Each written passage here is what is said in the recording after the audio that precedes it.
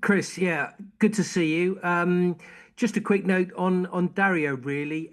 Where's he at and how's he doing? And is there any sort of likelihood of him coming back soon, or is it just a case of just see how things go?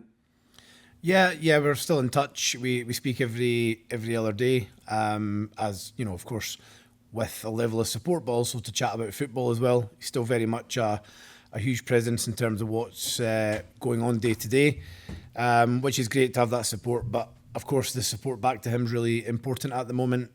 Radl's funeral is next week, and then I'm sure after the funeral there will be more discussions about kind of return.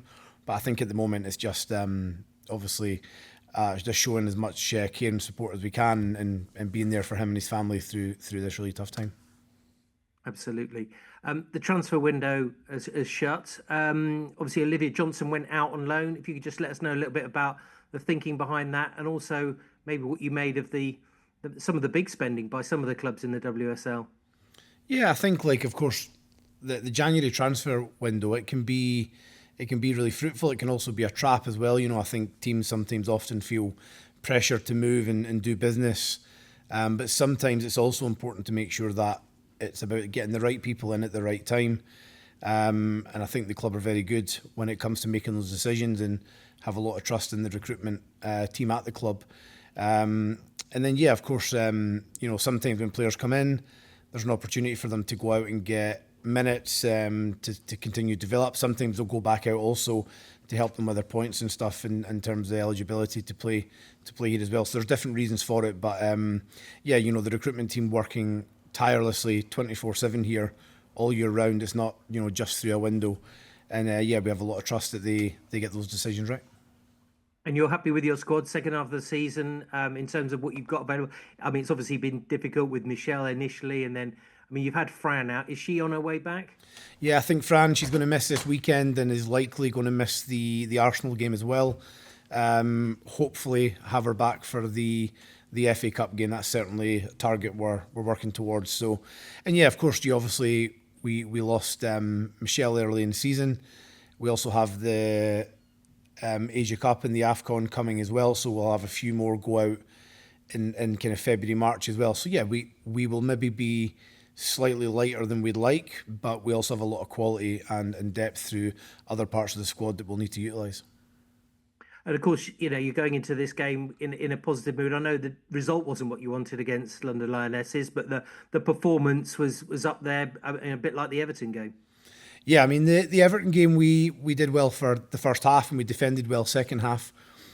I felt last week against London City we were exceptional for 99% of the game. Unfortunately, in that 1% of the game, we concede two counter attacks and we find ourselves behind. But in terms of in every area of the performance, possession, quality opportunities created, territory, time spent, and final third, we really dominated the game. We had seven like extremely good chances that on any other day we probably take four or five of them.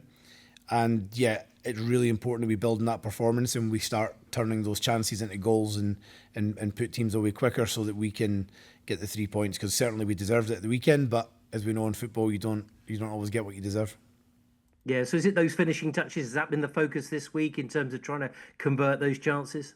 Yeah, working, being ruthless in both boxes, I think has been a big message this week. Taking the chances and then making sure that certainly going to the West Ham game, they're very transitional, they're very dangerous forward line. They counter attack really well. If you look at the goals he scored against Spurs at the weekend, that's a perfect example of that counter attack threat. So yeah, we've had a big focus on being ruthless in both boxes this week, and hopefully that pays off at the weekend. And you got a good win against them earlier on in the season. Do you think they're a different side maybe now to what they were then? Yeah, slightly. I think Rita's done a really good job in terms of making them.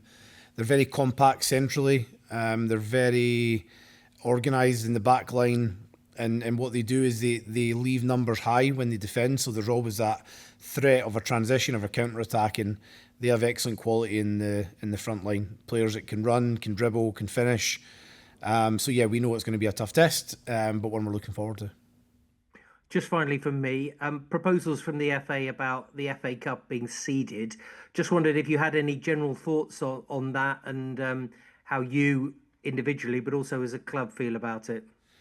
Yeah, I mean, I think I need to probably have a more in-depth conversation, with the club, but certainly from a personal point of view, the magic of the cup is that you can play anyone, anywhere. I think it's also the impact that you see when a WSL club travels to a team in the lower tiers of English football, and the impact and legacy that game can have on growing the game. The excitement of those games, the opportunity to play new teams. Yeah, I think if we want to talk about the magic of the cup, we need to look after that and protect it.